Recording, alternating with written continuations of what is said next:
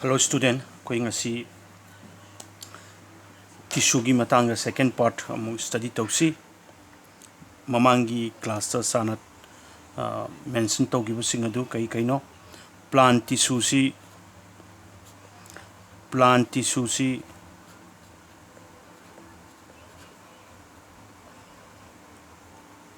ani thona khaidoi. There are two type of plant tissue. Number one, the meristematic tissue. Masi kaya ni khangnai heba growing tissue han su khangnai ko ani subada permanent tissue.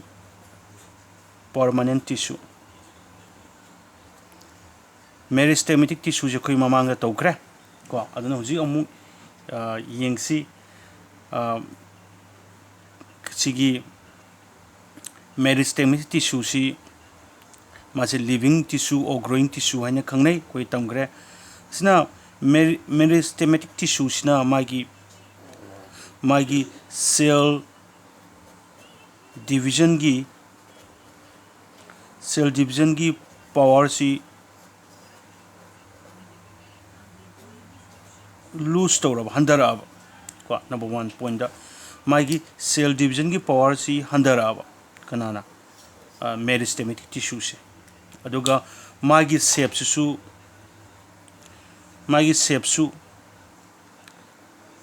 okay magi shape si su fix oishalaba magi shape change toroktraba ko shape su fix oishalaba and magi role su magi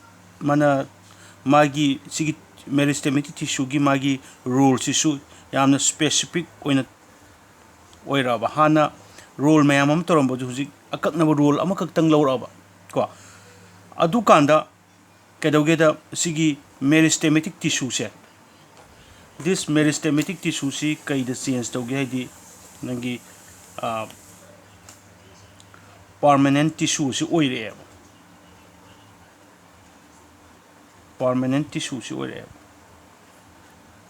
sini permanent tissue hai si ko aduna koina meristematic tissue sina magi cell division ki power se handaraba magi shape su almost fixed lai thokraba adigi magi role su yamna specific oiba role amadi henna laroktraba ado kanda this meristematic tissue si kai oirake di this become sigi permanent tissue si oire ko aduna kaiguma the process from which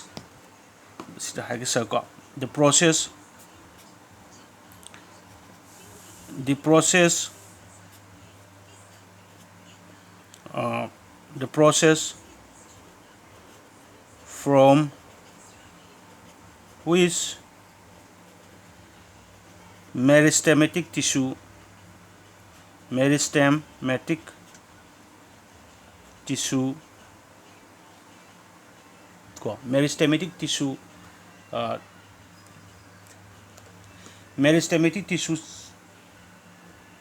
change meristematic tissue change to permanent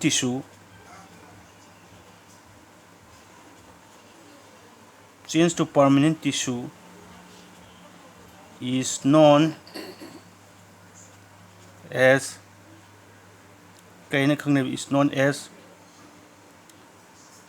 differentiation haina khangneba differentiation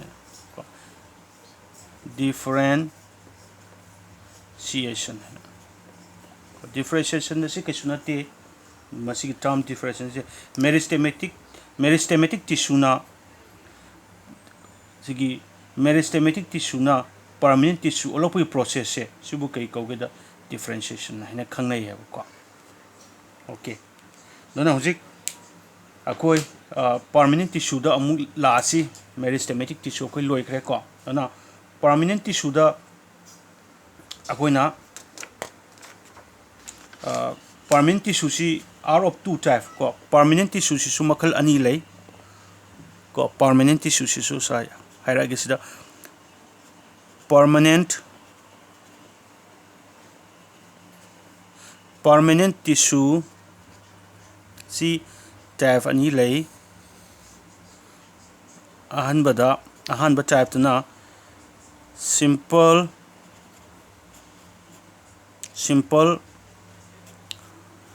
permanent tissue ani subadana complex permanent tissue amana simple permanent tissue ko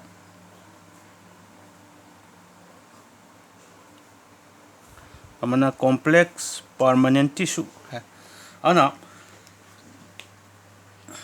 si kadobagi ahan bagi simple ko si kaino ga masigi permanent tissue se simple permanent tissue si kedoge da masi ko masi masi sagatli ba cell sing se cell are of one type ko cell si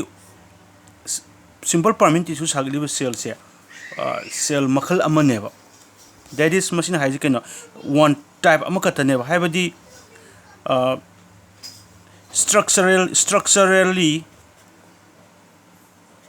structurally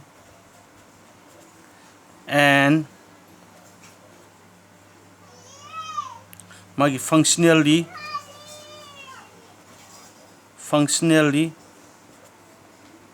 similar oyo structure su haira mane function su haira mane ko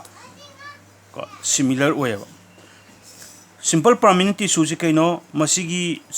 sagali ba cell singsi of one type amakatang gineba haibadi kaino my structure su adagi magi structurally and functionally hariba simple permanent tissue sagali ba cell singse similar oy ko sini san sai se adugini ko ana mathangda complex permanent tissue dadi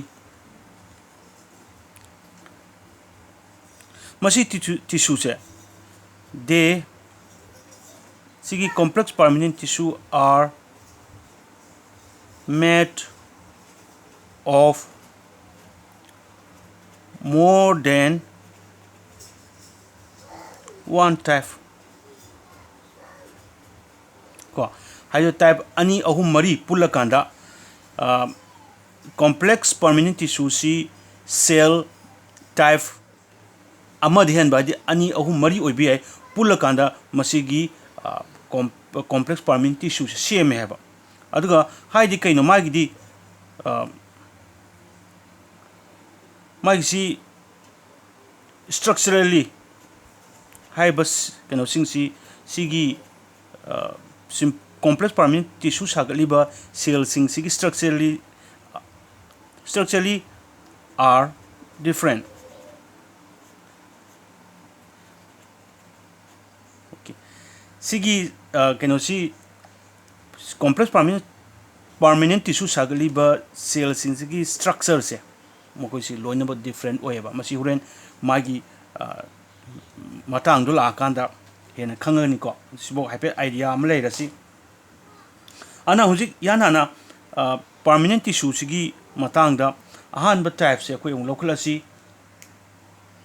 simple permanent tissue se ko so sida irage simple permanent tissue si makal ahum lay they are of three type ko simple permanent tissue si ahan ba type to na parenchyma kawi ani suba type to na collenchyma ahum suba type to na sclerenchyma haina khangnei ko yana ba type to sai irage ujage amukan na simple permanent tissue si मागी type अहुम ले अहानब type तुना parenchyma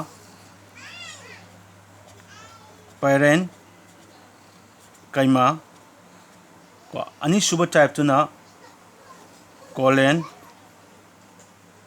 collenchyma मरीसु अहुम अनीसुब type तुना collenchyma अहुम सुब type तुना स्केरेन्काइमा हाइना खंगनी सिंहुजी अखोई मथंग मथंग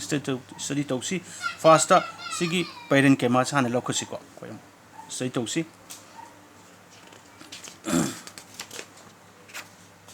Okay. First type of simple permanent tissue. Simple permanent tissue की Ahaan type सी सानु से है कहीं नो parenchyma को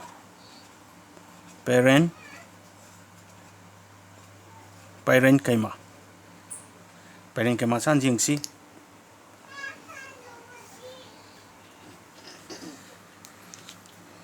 parenchyma की मागी structure जो है पेटर्न अखोई उंगी जिंग सी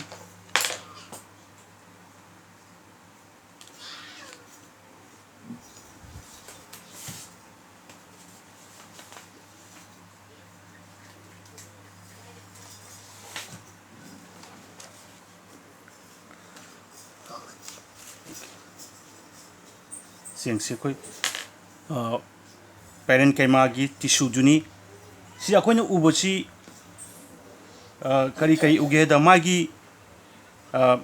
सेल सिंगसे यंगसी parenchyma की सेल सिंगसी सेल मसी से लिविंग सेल गातनी मागी न्यूक्लियस लाई को कोई न्यूक्लियस लेरे सिदा न्यूक्लियस वैक्यूल्स लेरे अते ते मागी सेल ऑर्गेनिज्म हम यावरे अना मसी लिविंग सेल नि कोई खंगे दो सेल अमगी सेल अगी मरकता देयर इज स्पेस को असो स्पेस लई मासी को इंटरसेलुलर स्पेस लई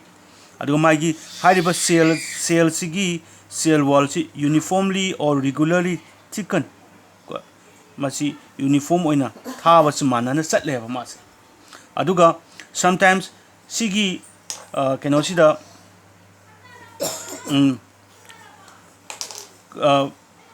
सिगी parenchyma की सेल सिदा sometimes अकोई मासी कई यावगेदा क्लोरोफिल यावी केनोसी सेल सिंग मैम यावी हाइब क्लोरोफिल यावबा कना parenchyma टिश्यू की सेल सिंग से सिगी ममिंग सिना कई कौगेदा क्लोरेन्काइमा हाइना कौनै अदुगा यामना चावबा गैप लैबसे बिटवीन दी सेल को मसीगी सेल सिगी मनुंग इंटरसेलुलर स्पेस की मरकता लास्ट एयर कैविटी अदु नुसित मैम हम यावरो लैबा मदुना कई हाइना खंगनेगेदा parenchyma हाइना खंगनै को मागी मसीगी टिश्यू सिगी मेन फंक्शन सि कइनो to store food and water अदुगा कोइगी मगोंदा लैसी माना तौदो थबक सि parenchyma टिश्यू सिना मंगोंदा चिंजाक सिंग स्टोर तोक्सनबा अदु वाटर सिंग स्टोर तोक्सनबा सिनि को अना हुजिक मागी सम कैरेक्टरिस्टिक्स खरे यंगसी parenchyma की को characteristics of parenchyma okay ahanba characteristics ta they are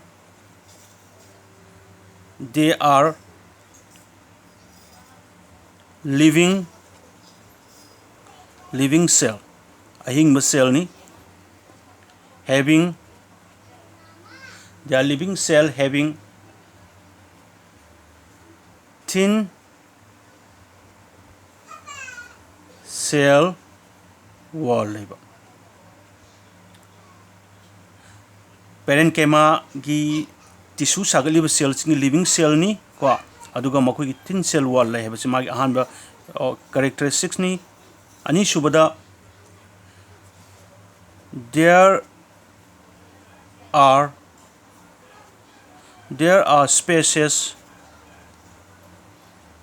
are spaces between cell सिंगी मरकत स्पेस लई और इंटरसेलुलर स्पेस हारसु याय अहुम सुबदा they may contain chlorophyll. They may contain chlorophyll, known as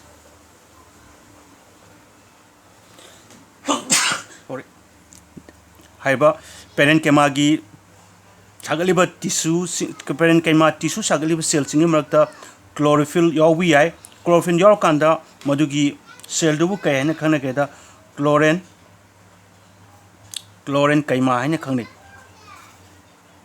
They are known as chlorenchyma. For the marisu fixa da they may contain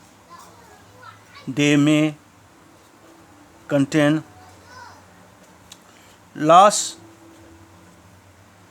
air cavity between cells, known as parenchyma. Kaigumba cell singdugi marakta leba space suda nusit ki oiba nusit yam yawraba ko adu tadi madugi aduma cell du parenchyma haina khangnai ko. Masi kadai fangi location se they found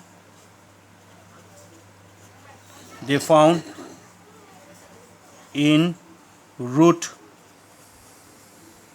stem, leaf, and fruit. Haiba passing sida sigi parenchyma haiba tissue se phangi. Magi function si san ngasa haiba du magi main function si kaino parenchyma tissue gi magi main function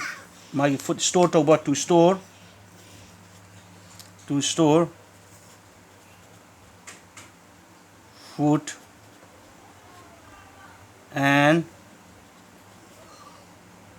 water.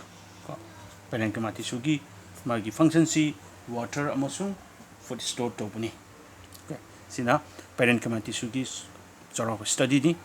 nang sigili silo sila si na koy nang makata na study tawag sa long tanasi.